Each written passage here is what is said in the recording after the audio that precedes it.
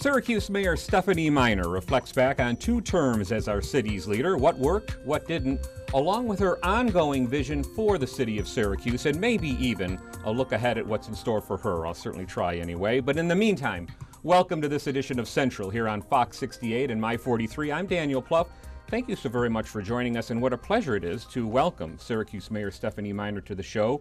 2 terms as Syracuse mayor, the first woman to hold that office, as I recall, and certainly mayor an adult life that has been very much in the public eye, so there's no lack of things to talk about with you, but I did want to welcome you. It was tough getting you here, but thank you for joining us. Thank you. You will, complaint if I could, you will go down as the most difficult guest to book, by the way, but we're glad to have you here now.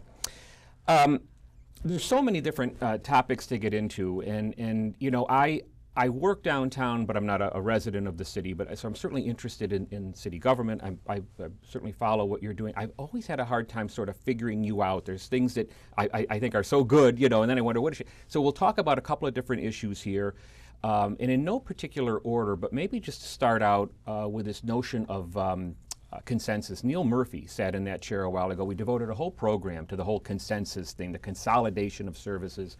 The county's talking about shared services. I guess it's one and the same, I'm not sure. But some people seem to be very much in favor of consolidation, others not so much. Where are you on that whole issue? Well, look, I think shared services and consolidation makes sense with some areas, but it doesn't make sense if you just do it writ large and you don't look at the nuances of it. And not only can I say I'm in favor of it, but I actually have a record that shows that I've done it, whether it's with planning, whether it's shared purchasing, whether it's our mail service operations, so things from the large to the small.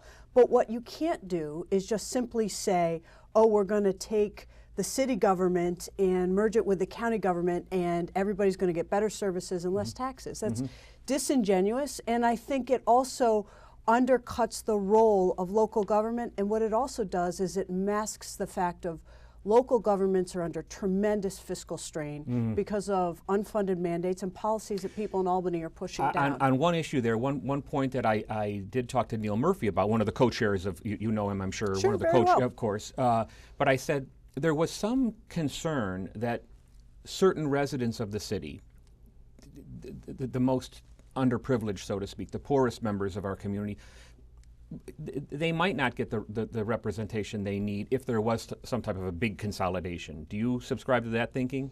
Well, you know, I can't even answer that question because I'm not even sure what that actually means. Sure.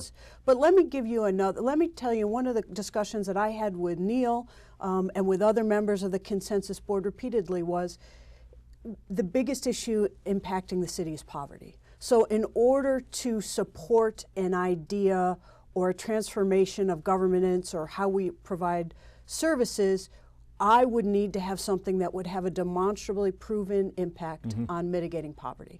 And when you look at the factors that do that, education is always the first thing that does that. And what did Consensus do? It said, school district, you're on your own. They didn't touch the school district. And I asked him, they wouldn't go near the whole school district thing. So there were a number of people who said, you know, how is it that you're talking about lifting our community up and yet you are leaving the most vulnerable, most needy, and most important problem that we have on the drawing board? And not to dwell on it, but again, you'd admit, I think, that there's certainly some overlap of services and maybe some type of, whatever you want to call it, shared services or whatever, maybe some efficiencies, or we improve in some way the efficiencies of services? Well, we could do that. We're already doing that. Yeah. Whether we're doing that, sharing grant writers with the suburbs. I attended an award ceremony for our fire department, and one of the big awards that they got was for a huge traffic fire near fatality in Baldwinsville with hazardous removal. So our fire department, for example, is got the highest certification of any fire department in New York State, and we are providing those fire services across the county when it becomes into an area where you need an extra skill level and extra expertise. But that's why what I have found in my experience is, and it's not sexy, but what you have to do is you have to roll up your sleeves and sit at tables and plan this out and think about this. But when you sell a project saying it's going to give you better services and you are going to not pay as much, what you are missing is what is driving the cost of local governments is mandates from Albany. And so if you want to have better services and a lower price, then you got to first I look actually to got the Albany. same comment from the county executive who we also interviewed, so that's interesting. Switching gears for a second, one thing, in my opinion, matters not, but one thing I thought was pretty good of you. This was early, I think in your first term even. You came out pretty early and vocally talking about the city finances in a way that some of your predecessors had never done. I'm not positive. For some reason, I remember it was even picked up nationally. Wall Street Journal, I think, was, here's this upstate New York mayor speaking the truth, and nobody wants to hear it. I think you said at the time, we're on this unsustainable path. The city needs more revenues coming in. Fast forward to today, are we in better fiscal shape, in your opinion? Where do we stand? We are, but we're still in an unsustainable path. So even now? Even now, because of the mandates that are coming from Albany. We can't change those. So the way I often describe it is local governments in New York State are all going over a cliff. Niagara Falls, if you will. Let's keep it to New York State. We're not going to be the city of Syracuse because of the decisions that my administration has made and very hard choices. We're not going to be the first that goes over the falls. But unless things change dramatically, we will go over the falls. Okay, but wait a minute. Is the problem more, from a financial perspective, is the problem more from Albany or frankly, and I'll use myself as an example, is it people like me? I pay no property tax. I'm not a city resident, but I come downtown every day. I work downtown. I expect the roads to be plowed. I expect water to be coming in the building, etc. Now, you're getting into my pocket sales tax-wise, but there's a lot of people like me that aren't paying property. Is that part of the problem? Look, the problem has many facets. Because you had a mass exodus out of the city, all the people are coming back, I guess, apartment-wise. Ultimately, what I would tell you, what I have said repeatedly, is the problem is the model. That the model was based on a manufacturing intense, property intense revenue stream that would pay our costs. What we have had is our economy has dramatically changed, and so property taxes are no longer the kind of engine that it once was. And our engines of economic development, particularly in the city of Syracuse, 5 top employers are nonprofits, Right. so they're not paying That's property another, I knew taxes. that, yeah. But let me finish though on this. When you have Albany coming down and setting our pension rates and our pension contributions, and let me just give you one hard and fast example. So if you are in the pension system in New York State and you're in the top 4 tiers, you don't pay any contributions. If you are a police officer or firefighter, you can retire after 20 years. Now, think about this for a second. You're a 20-year-old and you go into police or fire, you serve your 20 years, you retire at 40, you're still getting your health care benefits from us and your pension benefits, and you will live, we hope, a long, rich life until 80, let's just say 80. So that means— Not an easy job, though. No, but let me finish the math part of it before we get to that part of it. That means that the city taxpayers are going to pay for your pensions and your health care for 40 years when the service that you have given to us is 20 years. Now, that is a gross overgeneralization. Not an easy job, absolutely, and we expect the highest kind of service.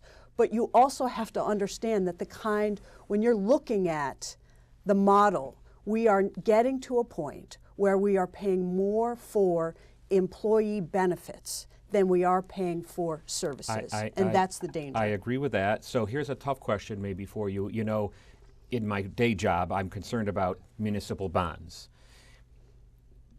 I mean, is Syracuse going to be able to pay its debts back over? You're quite certain of that? Oh, I have no question about it. And I will tell you, part of the reason we're doing that is because we've made the hard choices. So, for example, we only bond what we pay off every year. And all of the bond rating houses all applaud us for that. Right. And they also have said, you know, look, we didn't engage in what was generously called pension smoothing, which was actually pension borrowing, meaning we said we are not going to borrow money to pay operating costs. Now, there are other municipalities that did that, and candidly, politically, they may have done what is deemed the smart thing, because they said, hey, look, Stephanie, I'm only going to be in office 8 years and then I'm out of here, and then somebody else can figure out how to kick the can down the road. I have a different philosophy. I didn't do that. Not going to continue to do that. We're going to have more in fund balance when I leave than when we came in. We're going to have higher bond ratings when I leave. Quickly on this, with the loss of some property tax revenue, Can we make that up in sales tax? Where's the revenue going to come from, in other words, that you need? Well, the revenue, it's going to have to come from either we change the model, so we either Albany says that we can charge. Realistically, what are the chances of that, though? I mean, if you have, look, New York City went bankrupt in the 70s, and Correct. they had to change the model. Correct. So philosophically, I think that democracies only work when there's a crisis. And I think you're going to see this crisis coming. It happened in Detroit, it happened in Puerto Rico, it's going to happen in New York State, where you can't continuously kick the can down the road. related to finances, again, this is another area where you were pretty vocal out in front of the issue years back. In fact, you and a candidate on the other side of the aisle, Senator John DeFrancisco, not that you were opposed to Destiny, but you were bringing up issues saying we're giving too much away. Well, again, come into today, Destiny is certainly more than just a mall, but it never really became all of what was on paper. Shocker, right? Well, I'm just saying, it didn't become everything that we were told, so to speak, but it is certainly, it's a big entity there. Looking back, is it still your view that the city did in fact just give up too much? Absolutely. Yeah, it's written about nationally as the biggest giveaway that the country has ever seen. And what I said at the time was, they're making these commitments, but the commitments are not in writing. Mm-hmm. And that's exactly what happened. And you know, I can still, it's burned into my brain as it is Senator DeFrancisco, people standing up and saying, if I don't build what I say, you know, shame on me. Mm-hmm. Well, it is not Disney World on Onondaga Lake, and that's what we were promised. Mm-hmm. And it is this, let me finish this though, because this is very important to me. It's the single largest giveaway in New York State. And you know who the victims are? Because they will not pay property taxes for 50 years. And 70 cents of every dollar in property taxes goes to the school district. So the poorest children in Onondaga County were the ones who got shafted by this tax deal. Yeah, I don't know all of it like you do, but one thing that stuck in my mind, whether it was a good deal or bad deal, and I appreciate what you're saying, one thing that stuck in my mind, though, it almost set some type of a precedent going forward where, I mean, my gosh, I'm trying to be funny, but if you opened up a hot dog stand at Clinton Square, you wanted a tax break. Yeah, and absolutely. Isn't that sort of an unintended consequence maybe of all of that? Or maybe it's an intended consequence, that maybe that this desire for economic development and for politicians to stand up and cut ribbons and say 10,000 jobs, 50,000 jobs, and then think, we'll be out of town by the time people figure out that those jobs didn't actually come So to maybe fruition. the tough follow-up is, and I'm sure you've thought about this, but if in fact, you know, enough already with the tax breaks because we need revenue, then what's the incentive for an existing business to grow? What's the incentive to bring another business in from another town? You know, how do you attract that? You do it, I think, by looking at the longer term and saying we have to make sure that the structural issues that people who are in business care about, that they have some predictability, so that our infrastructure works, that they can get reasonably priced utilities, that they have a educated workforce, that they've got a skilled workforce, that they've got a workforce that has a kind of commitment to showing up every day and doing the kind of work necessary. Yeah, you're making me nervous already. We're halfway through. A couple other topics. You mentioned infrastructure. Again, you spoke out early on the infrastructure issue. The pipes under the ground are 100 years old. We're trying to patch, you know, as things break. Again, what's the solution there? Because if there's not water coming into a business, you're in trouble. Mm-hmm. What are we doing? Well, the solution is data and technology, that there has been a revolution in data and technology, you know, since 10 years ago, 20 years ago, and we can take that and make much more efficient and effective investments. So we no longer have to replace you know, a whole mile of pipe. What we can do is send sensors through the pipes and say, these are the places that are going to break. These are the ones that are more vulnerable. Right, and isn't it part of the problem, though, too, and I'm not trying to be funny here, but, you know, I've never been out to dinner at a party and people talking about sewer lines or water lines. They're talking about the park that opened up or what have you. Sewer lines are never a problem until they break. Correct. But there's not maybe enough attention paid upon them until, like, to use your example a moment ago, democracy works when there's a crisis. You know, the water line breaks, now you've got a crisis. Mm-hmm. Well, look, I think that that's true, but that's also where leadership comes in, to stand up and say, number one, point out, so you make it an object lesson how important infrastructure is, but number two, to also say, hey, you know what, we may not always want to eat our fruits and vegetables, but that's what we have to do if we want to grow to be big and healthy, So I don't not know, just cotton candy. I think this applies to the infrastructure issue, but at the end of the summer, you dealt with this blue-green algae issue. I think you heard of it. It's Skinny Atlas Lake. Skinny Atlas water here, everybody. I'm drinking it. Yeah, okay. Yeah, I think mine is too. But, obviously an issue. That body of water is so pristine. But what are your thoughts on all that? Is that something that we're going to have to deal with going into the future, or was it a one-off event, in your opinion? Well, we're still working through that. The experts, we're testing it all the time. Because we don't have a filtration plant, I think we were more poised to handle this than other people, because we are constantly looking at the quality But of not our having the water. filtration plant is a big savings to the city, of course. Yeah, it is, but it also means that we talk to the farmers and the property owners, and we're constantly looking at what goes in the lake and what is not in the lake, and whether there's turbidity or zebra mussels, or whether there's a new weed. How does it impact the quality? Is this so? I mean, you hear people saying, "Oh, it's global warming." Is it global warming? That's what the experts tell us, that as the temperature gets warmer, then bacteria, it's easier for bacteria to grow. And I would share with you that as a lifelong upstate New Yorker, I don't ever remember, having weeks in the end of September where it was in the 80s. And that's where we are now. It's going to, 80s, 85s. You have to understand, I'm pleased with that, just so you know. No argument on this end. And then the other side of it too is I remember, in Halloween, people always had ski parkas. Christmas, there was always snow.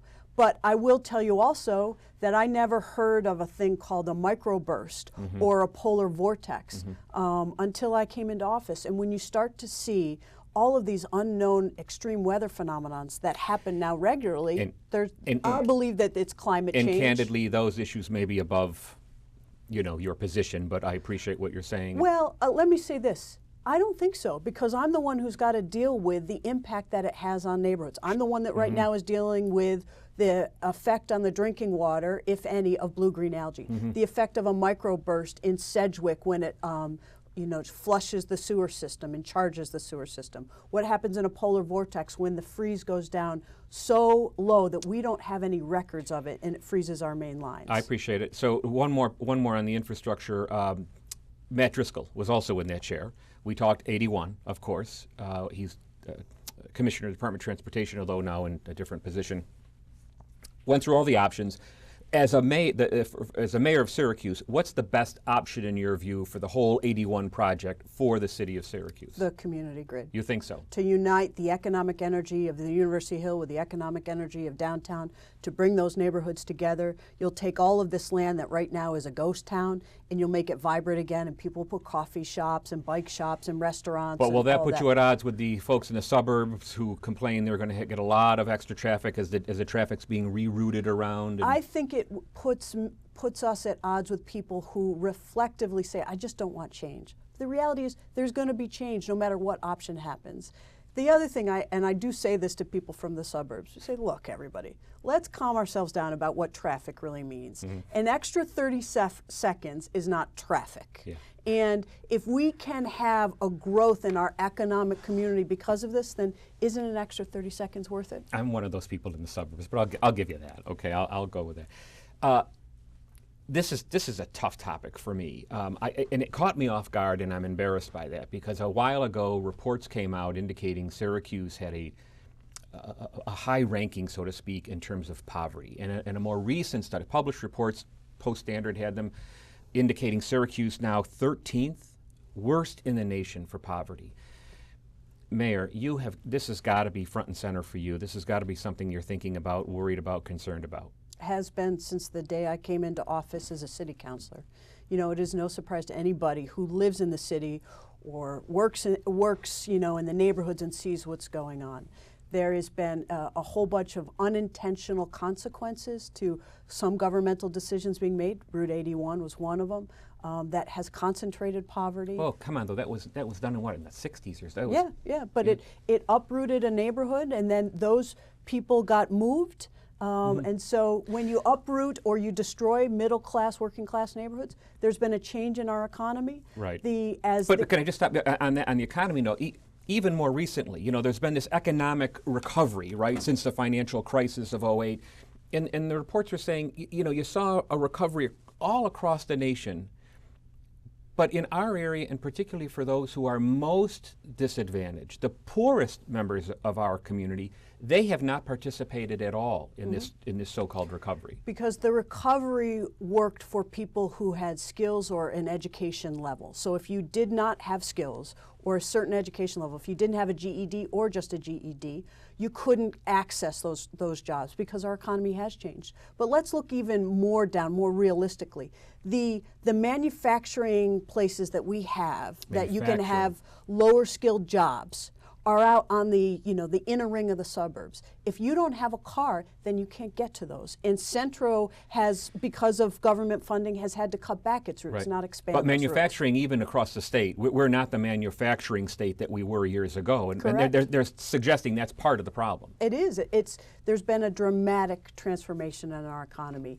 We are competing in a global framework now, and the way that people compete is by having high skills, high education, and being able to compete in that marketplace. And if you don't have those because you are in poverty, it is almost extraordinarily difficult to break in. So Mayor, the worst stat that I saw on that was about half, give me a little attitude, but about half of young people 18 and under in the city are at or below the poverty level. What's their future?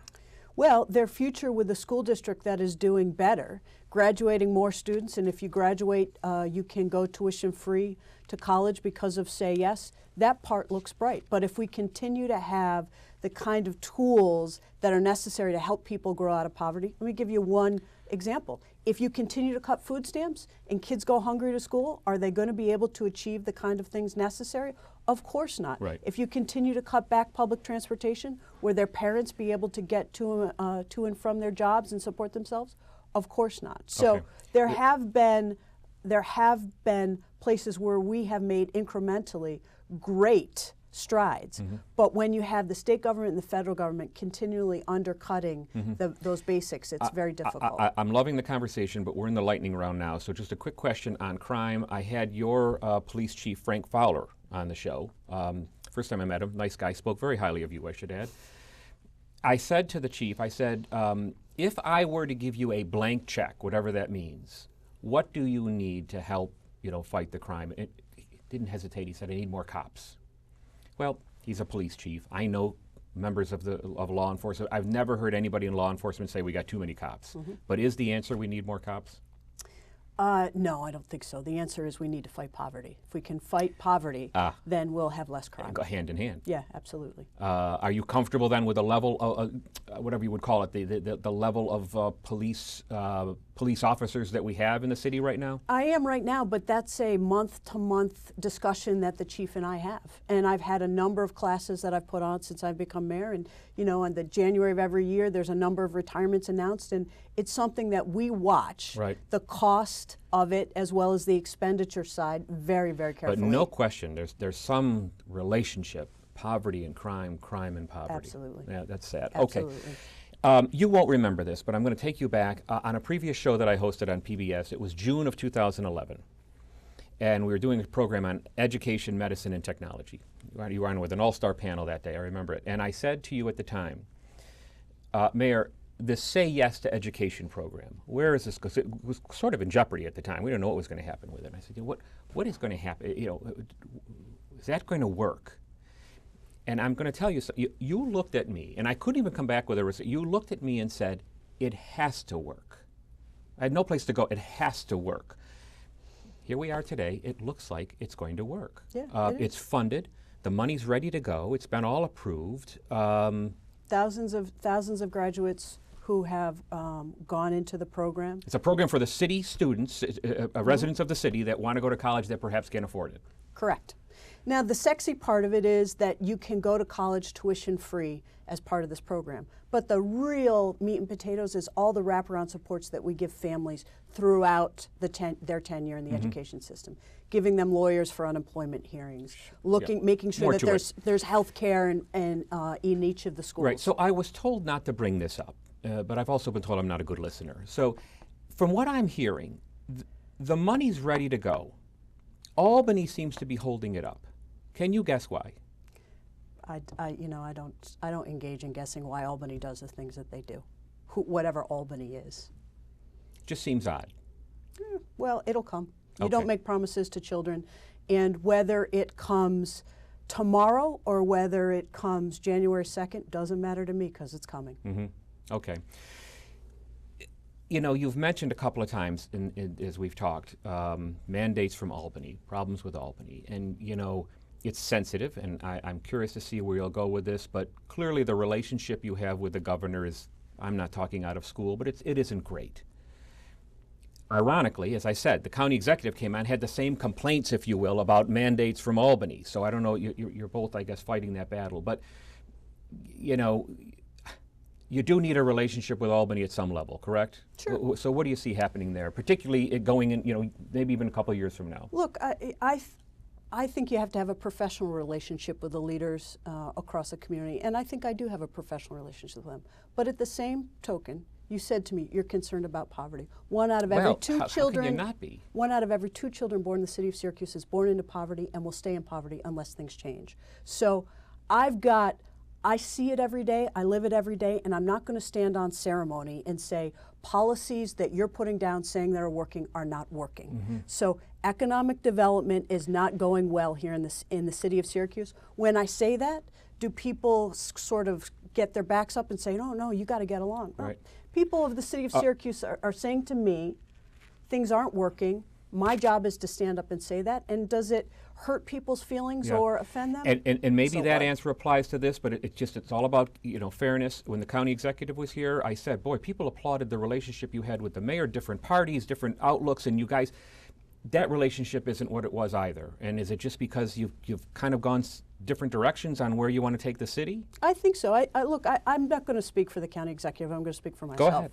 And tell you that I have been very clear that I'm going to be a strong advocate for the people of the city of Syracuse. And in order to do that, I have to stand up and say, these policies are working or these policies are not working.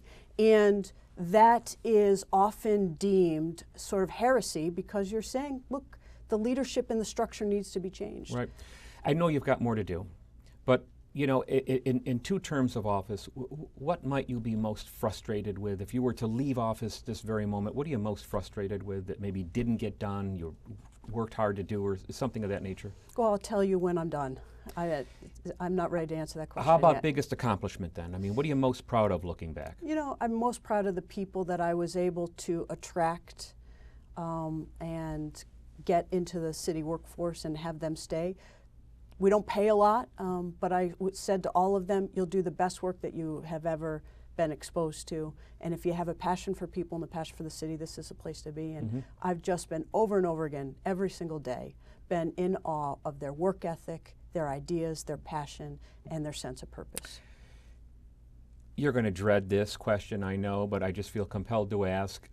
There's been all this speculation of when you're done. What is she going to do? Is she going to run for governor? Is she going to run for Congress? And you're going to say, well, Dan, I'm going to take time and think about it. I'm going to, whatever you're going to do. If it were today, just, you know, as you're sitting here, subject to change, anything can happen. But if it were today, what are you thinking? What does your future look like from here? I think you're going to see me continue to be active as an advocate for the values that I believe in. I believe strongly in public service. Now, the beauty of public service is that it takes many shapes and many forms, and in different parts of people's lives, they can do different things. And so that's part of what I'm working out. But I have to tell you, I've been extraordinarily grateful that the people of the city of Syracuse elected me 4 times to office. And while not every day, most days have been just a great experience. And so I feel privileged to be in this position. Well, I'm glad to have you. Thank you very much. We are just about out of time. I did want to read some emails because we've been getting all kinds of notes and letters on our healthcare show, fake news show, even the Fitzpatrick program, which is an oldie. I'll try to get those to you next time around, but in the meantime, just a reminder to visit our website, foxsyracuse.com. Send us your questions, comments, any thoughts, maybe some comments on the interview with the mayor. Certainly we'd love to hear from you. In the meantime, Mayor Stephanie Miner, thank you so very much. You were tough to book, but well worth the wait. Thank you very glad to much. have you. I wish you success in whatever you decide to do, but appreciate your time with us today. Thank you for the opportunity. That's our program from all of us here at Central and Fox 68 and My 43. I'm Daniel Pluff. Thanks for watching.